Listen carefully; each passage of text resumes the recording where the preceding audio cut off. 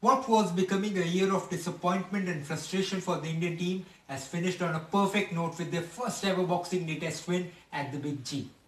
After flattering to deceive in South Africa and England, India have taken an unassailable 2-1 lead in the 4-match Test series against Australia. In doing so, they have retained the Border Gavaskar Trophy and also become the first Indian team to win 4 Tests outside the subcontinent in a calendar year.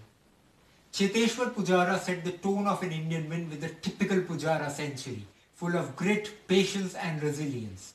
At the end of day 2, Ricky Ponting called Pujara's 106 too slow for his liking but had to eat his words as India's number 3's innings looked invaluable with every passing minute. With this innings, Pujara proved yet again that you don't go into a test match without him. In fact, he's the only batsman to have scored 50 plus in each of India's 4 away wins in 2018. Once India put a score of 443 runs on the board after batting for almost 2 days, an Australian win was out of question. Jasprit Bumrah's 6 for 36 in their first innings was the final nail in their coffin.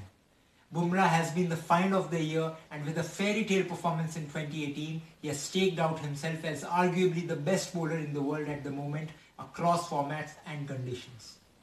As for the hosts, the shortcomings in their batting are for everyone to see, but it is a mental fragility in their team that is most concerning for their fans.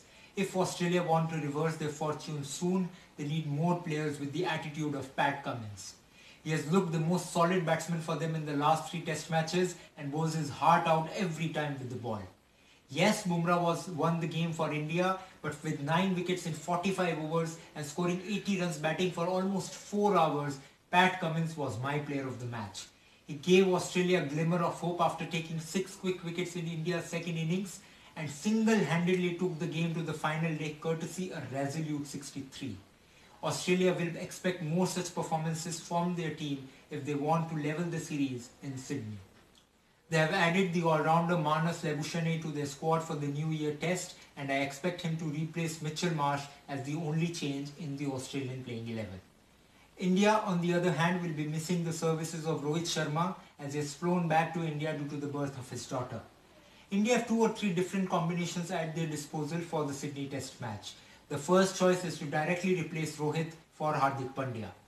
The other choice is to give Ishant Sharma rest given his workload in 2018 to play Hardik Pandya and get in a second spinner in Ashwin in place of Rohit Sharma.